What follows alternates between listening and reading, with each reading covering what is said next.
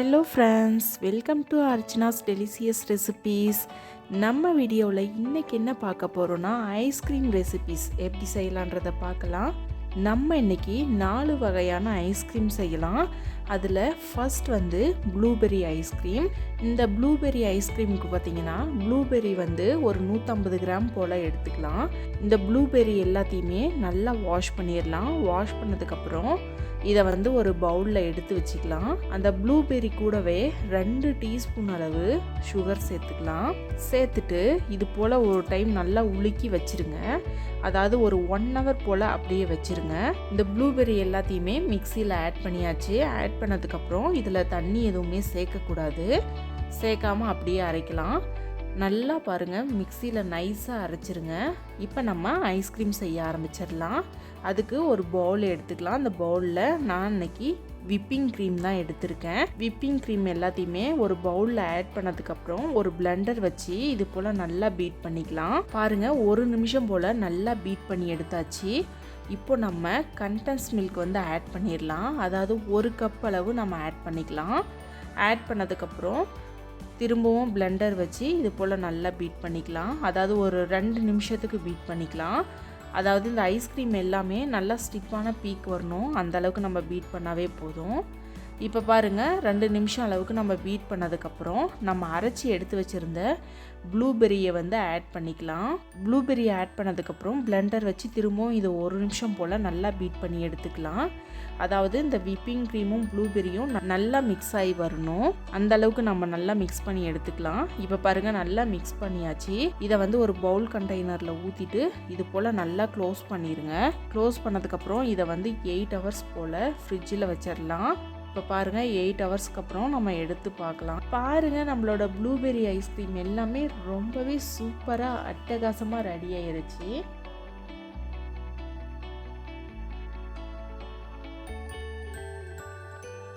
அடுத்தது பார்த்திங்கன்னா பிஸ்தா ஐஸ்கிரீம் செய்யலாம். இந்த பிஸ்தா ஐஸ்கிரீம் செய்யறதுக்காக நம்ம இன்னைக்கு ஃப்ரெஷ் க்ரீம் தான் யூஸ் பண்ண போகிறோம். ஃப்ரெஷ் க்ரீம் பார்த்திங்கன்னா 1 கப் அளவு நம்ம சேர்த்துக்கலாம். சேர்த்ததுக்கப்புறம் இதை வந்து பிளெண்டர் வச்சு 1 நிமிஷம் போல் நல்லா பீட் பண்ணிக்கோங்க. பீட் பண்ணதுக்கப்புறம் ஓரளவுக்கு நல்லா கெட்டியாயிரும். இப்போ நம்ம கலருக்காக க்ரீன் ஃபுட் கலர் எடுத்து வச்சுருக்கோம், அதை நம்ம சேர்த்துக்கலாம். ஏன்னா பிஸ்தா ஐஸ்கிரீம் பார்த்திங்கன்னா க்ரீன் கலரில் இருக்கும், அதனால் கொஞ்சமாக நம்ம சேர்த்துக்கலாம். அதாவது உங்களுக்கு கலர் வேணான்னு நினச்சிங்கன்னா நீங்கள் அதை ஸ்கிப் பண்ணிக்கோங்க. ஃபுட் கலரை சேர்த்ததுக்கப்புறம் இது போல் ஒரு 30 செகண்டுக்கு நல்லா பீட் பண்ணிக்கோங்க. அதாவது நம்ம மிக்சியில் வந்து பிஸ்தாவை இது போல் அரைச்சி எடுத்து வச்சுருக்கோம், அதை வந்து பாதி அளவு மட்டும் சேர்த்துக்கலாம். சேர்த்துட்டு கூடவே 1/2 கப் அளவு கண்டென்ஸ் மில்க் சேர்த்துக்கலாம். சேர்த்துட்டு திரும்பவும் நம்ம இதை வந்து 1 நிமிஷத்துக்கு நல்லா மிக்ஸ் ஆகிற அளவுக்கு பீட் பண்ணி எடுத்துக்கலாம். பாருங்கள், நல்லா மிக்ஸ் ஆகி வந்துருச்சு. இந்த அளவுக்கு கெட்டியாக வரணும். இப்போ நம்ம இதை வந்து ஒரு பவுலில் மாற்றிக்கலாம். இப்போ நம்ம இந்த ஐஸ்கிரீம் எல்லாத்தையுமே ஒரு பவுலுக்கு மாற்றிக்கலாம். மாற்றினதுக்கப்புறம் மேலே பார்த்திங்கன்னா கொஞ்சமாக பிஸ்தாவை அரைச்சி எடுத்து வச்சுருந்தோம் இல்லையா, அதை வந்து சேர்த்துக்கலாம். சேர்த்துட்டு இதை வந்து க்ளோஸ் பண்ணிவிட்டு 8 ஹவர்ஸ் போல் ஃப்ரீசரில் வச்சுருங்க. இப்போது 8 ஹவர்ஸ் போல் ஆயிடுச்சு. நம்ம எடுத்து பார்க்கலாம். பாருங்கள், நம்மளோட பிஸ்தா ஐஸ்கிரீம் எல்லாமே ரொம்பவே சூப்பராக அட்டகாசமாக செட் ஆகி வந்திருக்கு. இது போல் ஒரு ஸ்கூப் வச்சு நம்ம சர்வ் பண்ணிக்கலாம். ரொம்பவே சூப்பராக இருக்குது. கண்டிப்பாக இந்த ஐஸ்கிரீமை நீங்கள் ட்ரை பண்ணுங்கள்.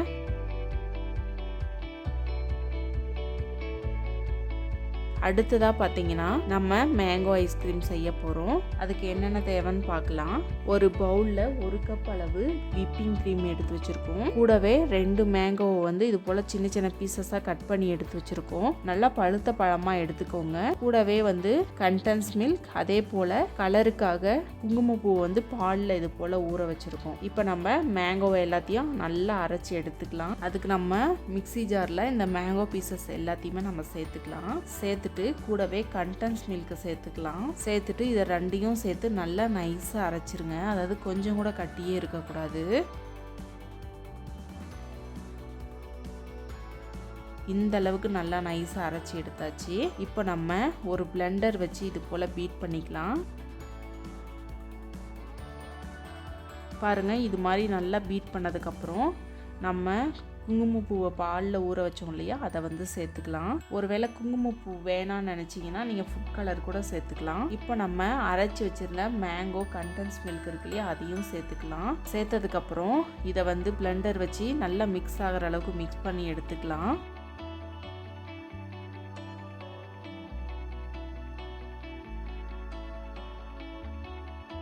பாருங்க, நல்லா மிக்ஸ் ஆகி வந்திருக்கு.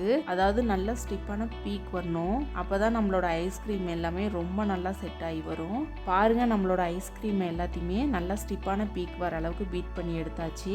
இப்போ நம்ம இந்த பவுல்லையே அப்படியே லெவல் பண்ணி விட்டுட்டு இது மேலே வந்து ஒரு அலுமினியம் ஃபாயில் வச்சுட்டு இதை வந்து ஃப்ரீசரில் வச்சிடலாம். ஃப்ரீசரில் வச்சதுக்கப்புறம் அடுத்த நாள் நம்ம எடுத்து ஓப்பன் பண்ணி பார்க்கலாம். பாருங்கள், நம்மளோட மேங்கோ ஐஸ்கிரீம் எல்லாமே ரொம்பவே சூப்பராக செட் ஆகி வந்திருக்கு. ஒரு ஸ்கூப் வச்சு இது போல் நம்ம சர்வ் பண்ணிக்கலாம். நம்மளோட அட்டகாசமான மேங்கோ ஐஸ்கிரீம் ரொம்பவே சூப்பராக ஈஸியாக ரெடி ஆயிருச்சு. கண்டிப்பாக நீங்கள் ட்ரை பண்ணுங்கள். இப்போ நம்ம அடுத்தது பார்த்திங்கன்னா பட்டர்ஸ்காட்ச் ஐஸ்கிரீம் செய்ய போகிறோம். அதுக்கு ஒரு பேன் எடுத்துக்கலாம். அந்த பேனில் 2 ஸ்பூன் அளவு சர்க்கரை சேர்த்துக்கலாம். கூடவே 2 டேபிள் ஸ்பூன் அளவு பட்டர் சேர்த்துக்கலாம். சேர்த்துட்டு இது போல் நல்லா கலந்து விட்டுட்டே இருங்க.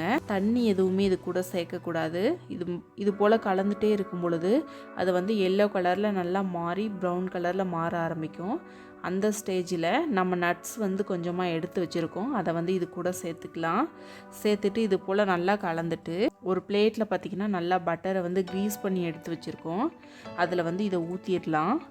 ஊற்றிட்டு கொஞ்சம் நேரம் கழித்து நல்லா செட் ஆனதுக்கப்புறம் இது போல் ஒரு நைஃப் வச்சு எடுத்தோம்னா பாருங்கள், இப்போ ரொம்ப ஈஸியாக வந்துருச்சு. இதை எடுத்து சின்ன சின்னதாக நல்லா நம்ம வந்து பொடிச்சு எடுத்துக்கலாம்.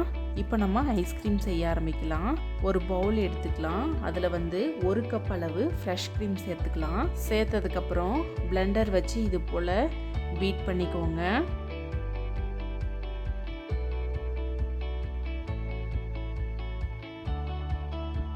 இது போல் நல்லா பீட் பண்ணதுக்கப்புறம் பாருங்கள், ஓரளவுக்கு ஸ்டிப்பான பீ வந்திருக்கு.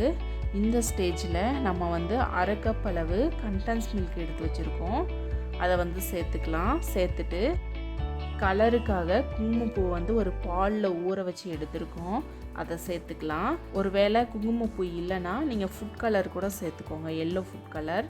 குங்குமப்பூவை சேர்த்ததுக்கப்புறம் இது போல் ஒரு டைம் நல்லா பிளெண்ட் பண்ணி எடுத்துக்கலாம்.